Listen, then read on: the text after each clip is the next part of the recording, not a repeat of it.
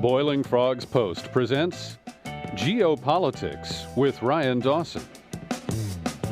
Now, with the latest podcast in this series, here is Ryan Dawson. Hello everybody, it's Ryan. We're always talking about geopolitical events, and a lot of them are negative. There are a lot of problems in the world, but the first step in any solution is to identify the problem. But I feel like we don't talk about solutions enough. We talk about the problems, we explain everything, we explain the motivations, we explain what's going on and the different factions and the reasons they do what they do. But I feel like a lot of you are thinking, well, what can I do about it? It can be overwhelming to look at the surmounting problems and wonder what can you do as an individual to prevent these things or correct these things on your own. And the thing is, you really don't have to. You don't have to start from the ground up. There are a lot of different organizations that have already been started by other people who have done the really hard work. And it's much better to join one of those than to try and start something anew, or easier anyway. And so, my guest today is Marc Guttman. He wrote Why Liberty and Why Peace. We'll be discussing why peace today. This is a book which is a collaboration of many authors from around the world. I contributed myself. And there's no self-promotion there. I don't make any money from book sales, and I don't care about the fame of it or whatever. In fact, if you're hearing about it on this program, you already know who I am anyway.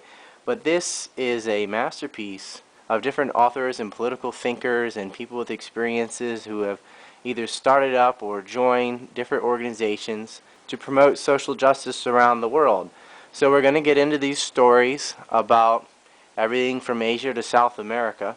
But I want you to take note, and whatever you get interested in, please take down the contact information and get in touch with these people so that you can be more proactive in the process of really making solutions happen. So with all the propaganda on TV and in films, it sure is nice to have a book about peace to counter the daily bombardment of fear-mongering and the excuses for intervention. What gave you this idea, and how did you put this book together with so many writers? Well, that's exactly the idea. It was all in the interest of discovery, to counterbalance all the misinformation out there. That was the main motivation for the book. I mean, that's in the title, Why Peace. Sounds obvious, but I think even people who are already sold on the idea should still read this book. But I'm interested in how did you contact so many people from so many countries? How many writers are there? There's 78 contributors from 34 countries. It's a long process to try to get all these people. You have to find, first of all, English speakers, people who can write in English. So that's tough when you want to tell stories from different corners of the world where they might not speak English very well. But what I would do is I'd hear an interview or read a great commentary or just hear some of the story through some other media contact, and then would scour the web to find out contact for the person or someone who might know them, and please send this to them. And after contacting hundreds of people, I got a collection of some pretty intelligent people with some pretty outstanding dynamic stories. Yeah, it's amazing. The book is 608 pages from people's stories from all over the world, some philosophical, some personal experiences about all aspects of war, prisoners, soldiers, every walk of life is in this book. And I didn't think about that. It must have been very difficult to find English speakers from a lot of these places, from every continent, really, other than Antarctica. Yeah, people wanted to send me, submissions in other languages, and Google Translation is what I would use, and it wouldn't come across well. It was hard for me to find translators, so I really had to deal with people whose English was fairly strong, and then I could help with just minor grammar and things like that. But because there's so many victims and people suffering or have been under state aggression who don't speak English, so it's hard to tell their stories. So a lot of times I'd have to have English speakers who could testify for them, people who were in their country or visited the prisons where they were imprisoned and things like that. With so many stories from around the globe, I noticed a kind of pattern for how all these atrocities begin and how they get maintained. And my conclusion is that wars are always based on deception.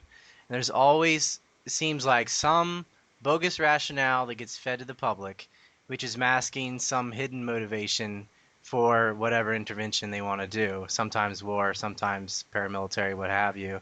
And then the press filters the information. And I just want to bring up a current event. I'm sure you noticed the public outrage and sympathy for this recent massacre in Connecticut. Yeah, I don't Sure. know what the death count is now, but 20 something last time I heard, and most of them children, young children at that. And I found it rather audacious that we have Obama, our president, up there, and he gave his teary speech.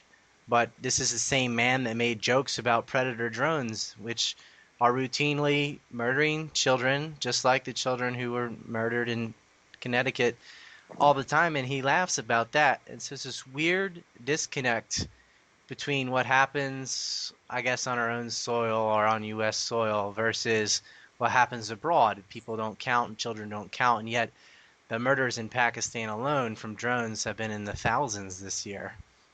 Yeah, I know exactly what you're feeling because I live in Connecticut, and I just awful sorrow for the children and the families and teachers. But I like most peace activists have the same horrible sadness, crushing sadness when it happens to innocent people overseas, especially children, but all innocents. And I hope that some people can take that away from this. Like this, just our community is suffering so much now, but this suffering goes on because overseas because of aggression that we don't oppose, and we need to. Yeah, that's one of the things, I would usually read White Peace on the train. It took me a long time to read all of it, not just because of the thickness of it, but I just couldn't read them all back to back. It was too emotionally strong, too potent. I have to put it down sometimes because I always really try and use my imagination to put myself in their shoes. Imagine I'm in Cambodia or wherever they're talking about, and really think about this is my life and this is what I have to deal with, or being in a prison camp in North Korea. And I had a hard time making it through it, trying to handle it emotionally. These are real stories, and we never really see that side of it on the news the way we do for Connecticut or other like natural disasters, like the earthquake in Haiti, for example. Americans were very generous and donated lots of money, and there was this outpour of love when there's an atrocity like that. But when it's state sponsored, it just doesn't seem to get the coverage. And unless you're actively looking for it on the internet or you have a book like White Peace, you're just not going to hear about it. Yeah, and that goes right back to your first question. Why the book? And it's all for the interest of discovery and truth and peace. But I get that response a lot from people saying, I love reading the book and I love hearing these stories and these accounts, but I get really emotional reading it. But there's other responses because there's a lot of, as you know, a lot of powerful, positive messages and stories. People who come out of this and have found freedom and have found peace. And so, as we need to, in order to understand the truth, you need to look at these dark, periods. But there's also a lot of uplifting stuff in the book as well. I hope you got that too. Well, yes, it actually made me very optimistic to hear all of this and to have this all compiled together. And what I see is a break in the monopoly on mass media. To have books like this and to have these contacts, I've had a couple of the authors on previous radio shows, Jason Dietz and Karen Kwiatkowski, and I'm able to communicate with these people and not only get those stories, but other information about these political activists from around the world. And I'll have like a nice list of other people to contact to further, not be so isolated, but to help them and have them help me for our common goal of social justice. And I've carried that away from the book as well, which is why I contacted you as well to talk about this. And I'd like to talk about some of the stories in the book. Well, that's stories, the articles. These are life-hand accounts. I've been covering a lot of the Middle East and Africa on this show and the previous shows, so I thought I'd like to talk a little bit about South America or Asia for a while. One of the chapters in there is from Zach Milete, and he wrote about the war on drugs in Colombia, and he was talking about Plan Colombia. What is the Plan Colombia, and what do you think the purpose of that was? Now, the great thing about putting the book together was that I learned as much. I learned so much from doing. I didn't know about Plan Colombia until Zach sent that submission to me, And he describes it as an agreement between the U.S. government and the Colombian government back in the 90s under Bill Clinton, where I think it was something about $7 billion in total so far of U.S. taxpayer dollars were given to the Colombian government to help militarize the government against rebel forces, FARC, and others. And in return, they were to help curtail cocaine trafficking from the Colombian countryside to the U.S. Economy. And he talks a bit about the overall scheme of it, but then he talks specifically about aerial fumigations of cocaine plantations, coca plantations, and how this affects campesinos who are farming in the area. It affects the environment and kills a lot of vegetation, but specifically, campesinos are being displaced. Tens of thousands of them, hundreds of thousands of them, I think, are losing their farms because this pesticide is being crop dusted all over their crops. Their land dies; they can't grow anything there, and they move to the cities. He talks about this one family, and he's with them as they're packing up their home onto their donkeys and walking to the city, leaving their farm probably forever. And that's a side of state policy that affects innocent people. I mean, these campesinos have nothing to do with drug trafficking, and it all starts off with we can't let people put poison into their bodies, so now we're going to be fumigating people's farms in Colombia. It's just Well, it seems like the pretext is the war on drugs, and they're supposedly trying to spray the coca plants to stop cocaine, but they're spraying regular crops as well. And majority of the 7 billion, I looked up, the 7 billion was just the first 10 years, and this has been ongoing for nearly 3 more years after that. It's really just a clever way of financing the Colombian military to fight rebels, with a small portion of it going to this fumigation. They are the largest aid recipient of U.S. aid outside the Middle East, is Colombia. mm-hmm. And the pesticide they're using is something from Monsanto, was Super Roundup or Ultra Roundup. I read both, whatever the translation is, but that is the nasty. I think that's just kind of like the layman's name for it, right? Super Roundup, and it just decimates everything that it touches. Yeah, indiscriminately, and that's caused massive displacement of the whole agrarian society there, all on the pretext of the war on drugs. Now, the principal sprayers, fumigators, aren't from Colombia, and it's not the U.S. military either. It's outsourced to DynCorp, which is a private company out of the U.S. About 96% of their income comes from the U.S. federal government. But that's the same company. They're like Blackwater. They got caught in human trafficking in Bosnia, and they've been fumigating Ecuador as well. They got sued over that. And it's similar to Colombia, not quite the scale, but very similar, fumigating crops. They were doing it indiscriminately, though, and really destroying their food sources is all that came of it. And there's human cost too. I mean, there's health issues related to the people having pesticides all over them as well. Yeah, the sicknesses and lacerations. And how has it affected the war on drugs? Has it made a dent on at least reducing cocaine trafficking toward the U.S.? Well, in Zach reports that the cost, he uses that the cost of cocaine on the street hasn't changed at all. So therefore, if Colombia is the greatest supplier of cocaine, if it's dramatically decreased the amount of coca being grown in Colombia, then you would see, with a low supply and demand being the same, prices would go up. But we haven't seen that, so he suspects that there hasn't been much. But there are arguments over the statistics, I suppose.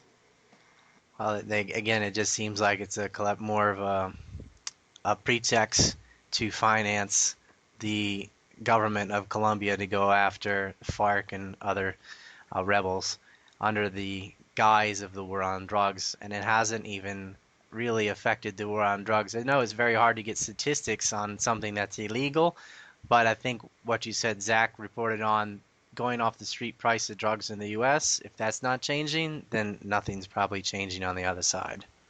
Right. Except all the many thousands of displaced people. Well, negative effects, of course, but nothing positive. Yeah, I do want to point out the principal senator at this time who made the speech on the floor to get Plan Colombia going was Joe Biden, now vice president, who's an alcoholic himself, but he wants to preach about stopping drugs, and that was Joe Biden. Yeah, I mean, and then you have the U.S. President Obama, who um, has said that he's used drugs and still supports putting people in jail for using it. And, would he have had his success if he was put in jail? Probably not. Yeah, and the previous president, Bush, as well, which also used cocaine and did drug use, and the previous president before that as well. But none Yeah. of them would seem to go to jail No, or get dis yeah. none of them are displaced. And that's something, again, I didn't know about it, but Zach has an organization there. Do you know the name of that? Give us names. Give us names. Yeah, and if I mean, it's easy to find online, but if you do get the ebook version of Why Peace, there's links to their videos and articles and website. Oh, that's a good point. There's an ebook version. So that one would have, I assume, many links from all the articles to different sources and things for people to network with then. Yeah, I really like the ebook version because it has pictures and graphs and videos and links. Yeah, it's terrific. That probably is better. I like paper. I just like paper books for me to read. It's just more comfortable. I guess I'm used to it. I grew up that way. But yeah, I would definitely encourage those who like online things to get the ebook because that is much more faster and efficient to have links, pictures, and graphs. Yeah, it's really great. So they could read, I won't just throw out names, but they could read an article, a commentary about someone's story from Cambodia, and then watch videos of them and demonstrations they've given about their experiences. So it kind of brings to life more of the story. Is that on the website y-peace.com, the ebook version? There's links to where, yeah, it's iBooks and Kindle and Nook, any ebook program. All right, But if excellent. you go to y-peace.com, it'll have links to all the different places you can get it. Yeah. Oh, good. I might have to get the ebook version. I already have the book and I've already read it, but I would like to see a lot of that. That sounds interesting for me. I'd like to jump around now to Japan, where I am. There's an article from Takayuki Noguchi. It's probably Noguchi Takayuki, but he was thrown in jail. Why was he thrown in jail and by whom? So Tak is a very good friend of mine. We spent a lot of time together in New York. We hiked around the area in the Hudson Valley region, and he's a terrific guy. And he his visa in the States ran out, his work visa, and he had to go back to Japan. And I don't know quite what got him involved, but he got very involved in North Korean human rights. And he got involved in an organization called Life Funds for North Korean Refugees. And unbeknownst to me, until after he was incarcerated, he had several successful missions where he would travel to China, meet with North Korean refugees who had escaped to China, and he would guide them through China into Thailand, and then from Thailand to South Korea, all in the interest of humanitarian human rights aid. And on his final mission, he was captured in southern China in a hotel room. Him and I believe it was two refugees and a translator. And they were he and the translator were imprisoned, and the two refugees were sent back to North Korea. I believe they were both tortured and killed. He spent 9 months in a Chinese prison.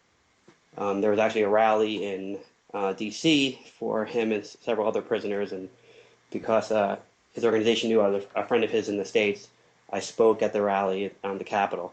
And he was freed after 9 months. He's back in Japan, doing well, not allowed to enter China ever again. But yeah, it's all involving trying to help North Korean refugees.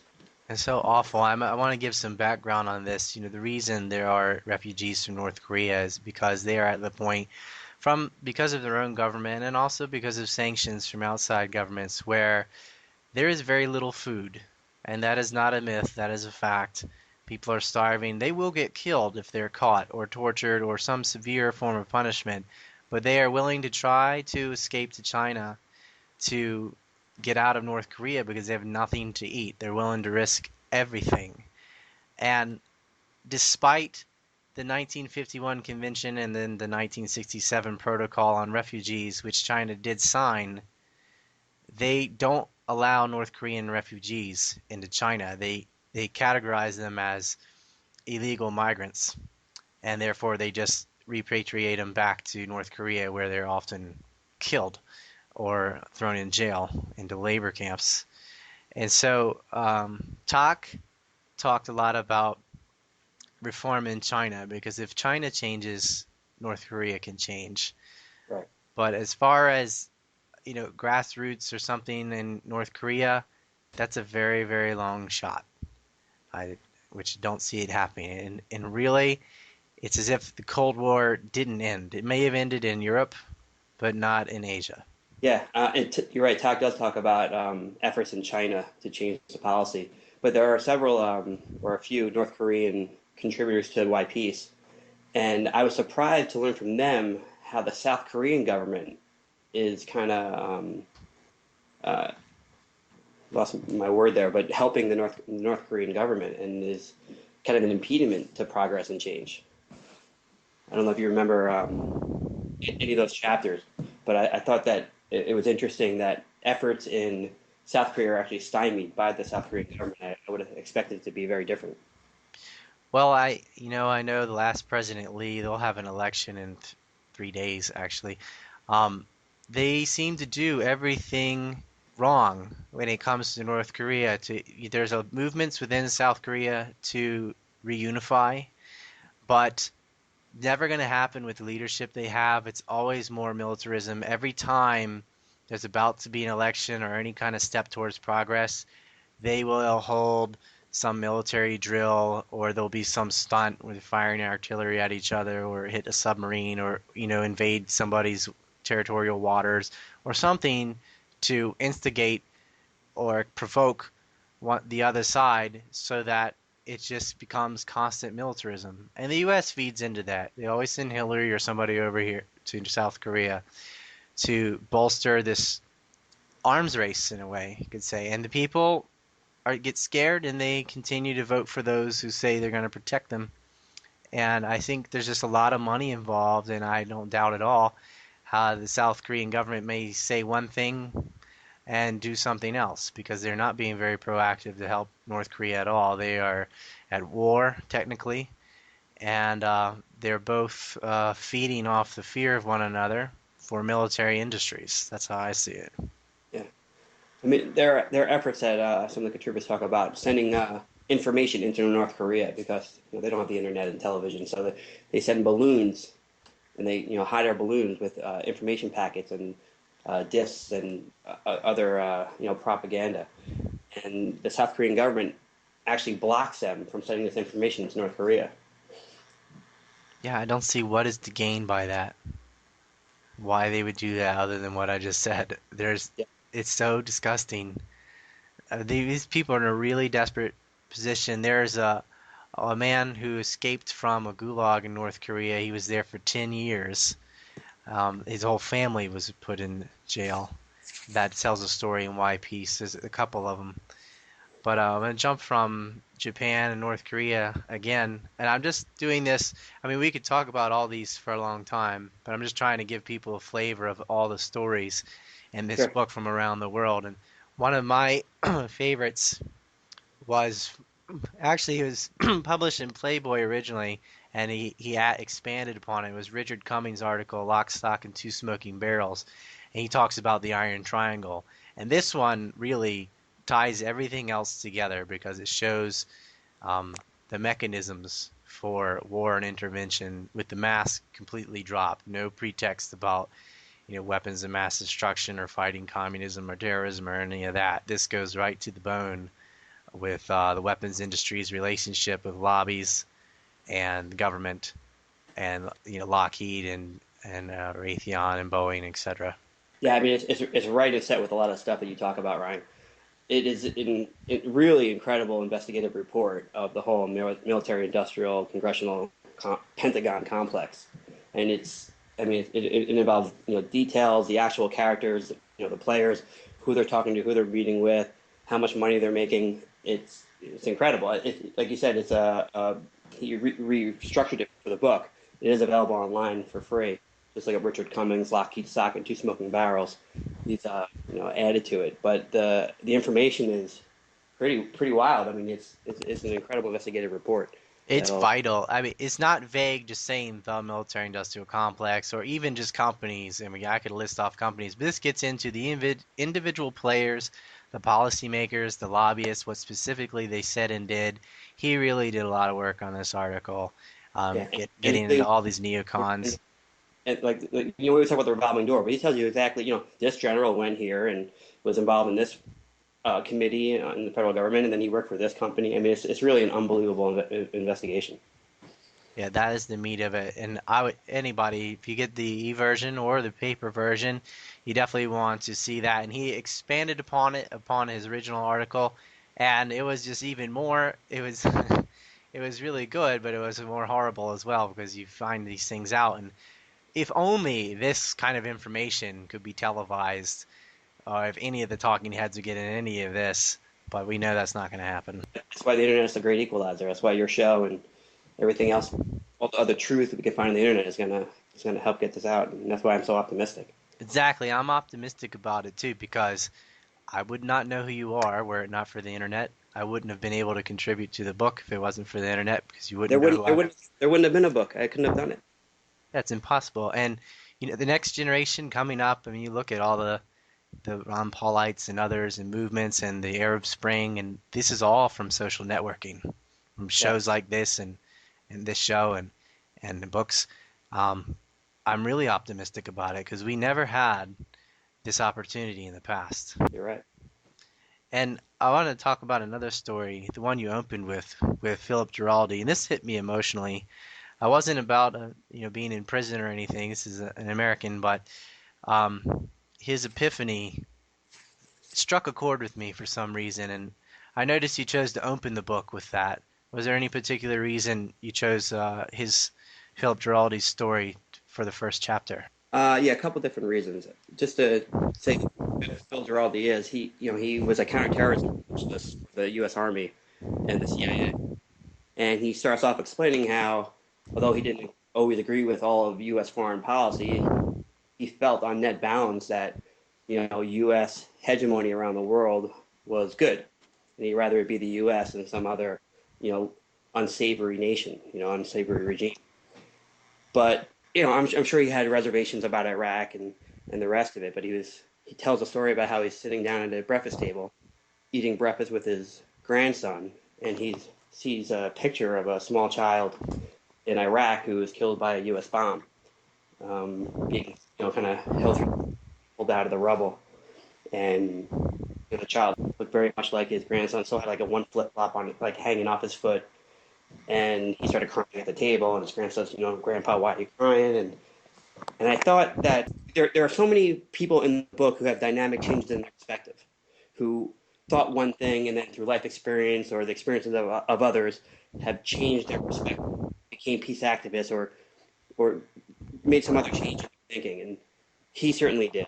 And I thought that's actually the purpose of the book. It's education, and it's actually, what's the point of education? It's actually, truth should help you, form better decisions in policy. And there's a guy who, a counterterrorism specialist, his whole life thought, U.S. military hegemony around the world was the right thing. And, has this simple, I'm sure it wasn't just seeing this one picture. It brought back a lot of the other stuff he kind of apologized for, rationalized. But that's what I was hoping by putting with this effort, that people would have this kind of dynamic change. And I think it's a common viewpoint as well that it's not like everyone's either a peace activist or a complete warmonger that wants to murder everyone. There are a lot of people that are kind of the ilk that they don't like war, of course, but they feel like it's a necessary evil, and of course, we wouldn't attack somebody unless it really, really had to, and sort of assume that we are benevolent and add a little bit of American exceptionalism and saying, well, that was bad, but if we didn't do it, they might be attacking us. We got to get them over there before they get us here, kind of thing. And when you realize that, these wars are based on deception and it's 99% of the time about economic reasons and never about the things you're fed, a light kind of comes on. You have an epiphany, and that and, seems. and here, sorry to cut you off, but just to add in real quick. I mean, here's a guy who he's a very reasonable person, right? He's a professional. His whole profession was counterterrorism. Like, I mean, this is a guy who would know it as well as anyone else. And So that's why I started with him. I mean, so it starts off with not some radical, hippie. This is all wrong. This is a guy who's spent his life in counterterrorism, and he realized we're going down the wrong path. He said that we've become, the evil. So I thought that was a good start. I shared that with a few family members. And I'm like, wow, that's a great piece. And then I thought it set a good tone for the book. Yeah, I mean, Philip Giraldi is a very intelligent individual, and he writes for antiwar.com now. So he's come full Yep. circle completely. I mean, there's so many stories in the book. I don't know how much time you have to talk about everything, but were there any in particular, I want to say favorites, but something that stuck out in your mind? You said there were some things you read that you didn't know before until you got these submissions. Is there anything Oh, that so you'd like? man, I mean, I'm an educated guy and I pay attention. Unlike a lot of people I know, really intelligent people who don't pay attention. And I still learn so much history, and I have a lot of favorites. I just pulled out the table of contents now. Life Under an Air War, Fred Branfman.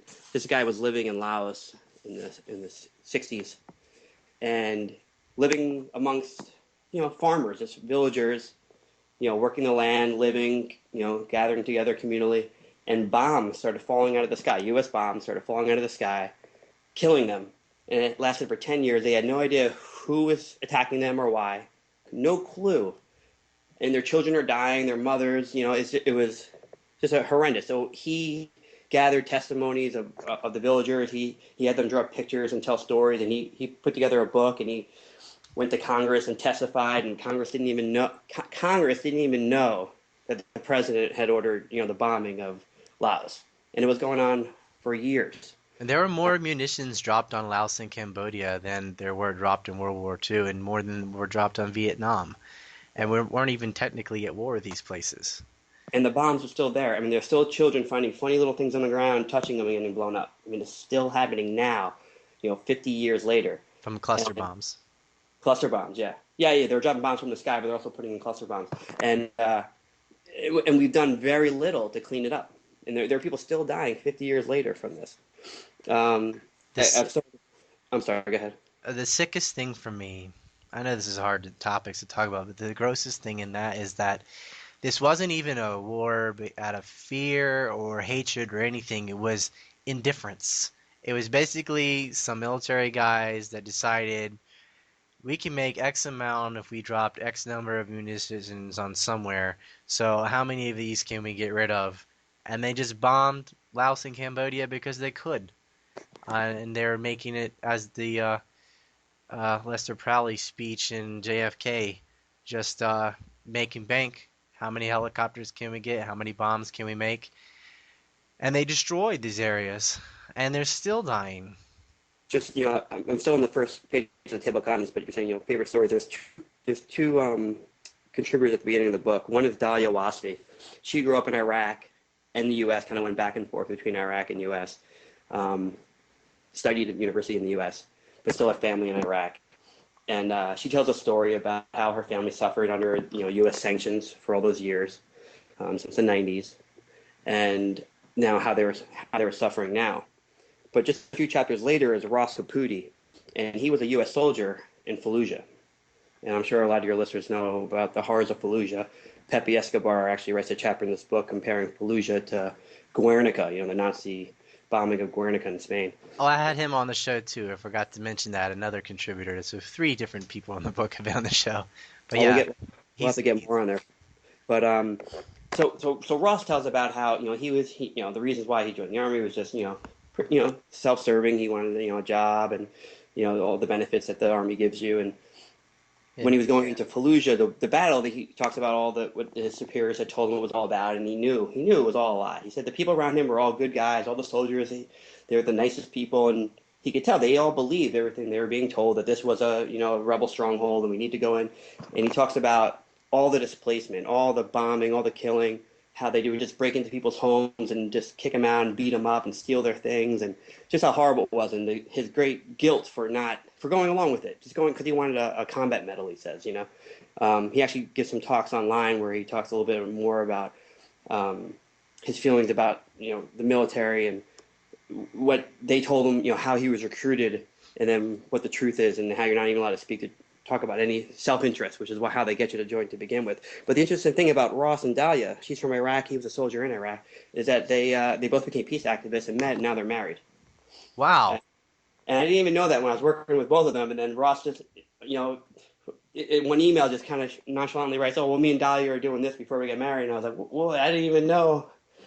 And I just think that's so terrific. And the book, we talked a lot about the victims, but there's also That is so amazing.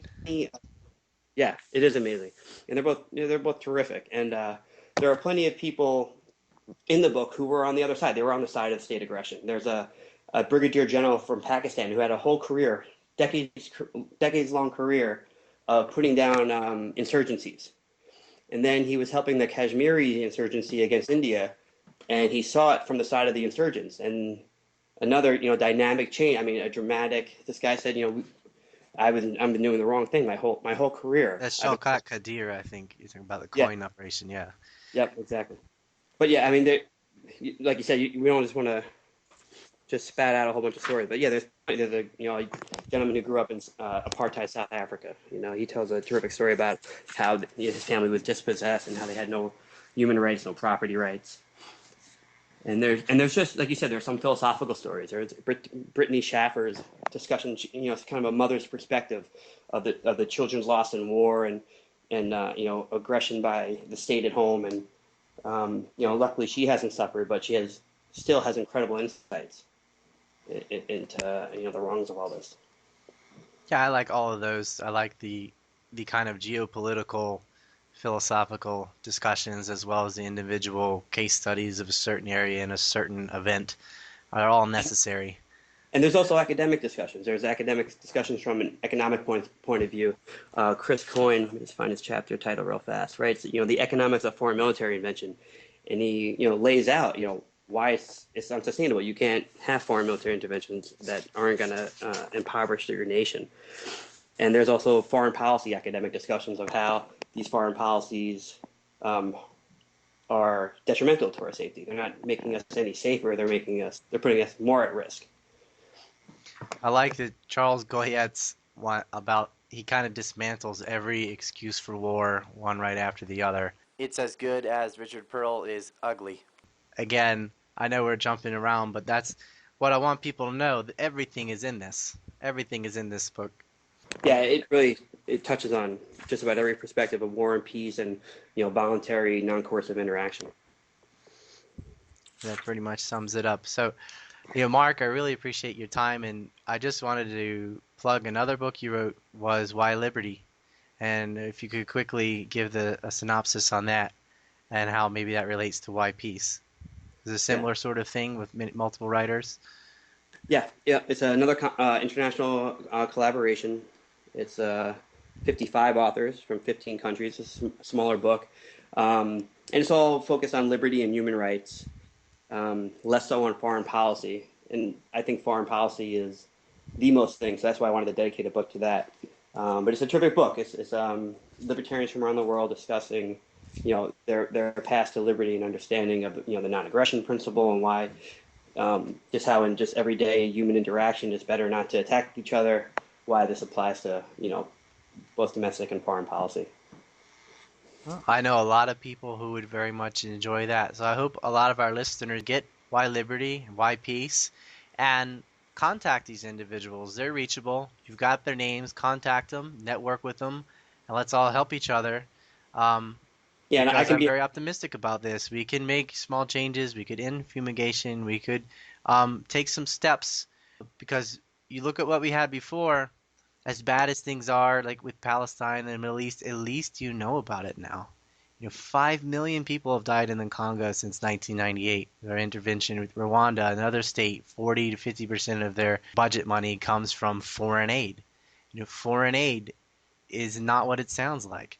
But you can have the knowledge, you can get this information, and you will be able to combat this disease of intervention, warfare, and slaughter, be it through bombs or starvation or whatever the methods are. These books have the information as well as the contacts of very intelligent individuals. Sorry. I can help with introductions as well. I'm at mark@whyliberty.com. There you go. or Marc_Guttman@yahoo.com. And if there are people that you read and you want to, contact, I can help with introductions. And if there's any chapters that anyone particularly appreciates and wants to share with, if they're a teacher with their class, or in some other way, I could help provide that as well. Excellent. There you go.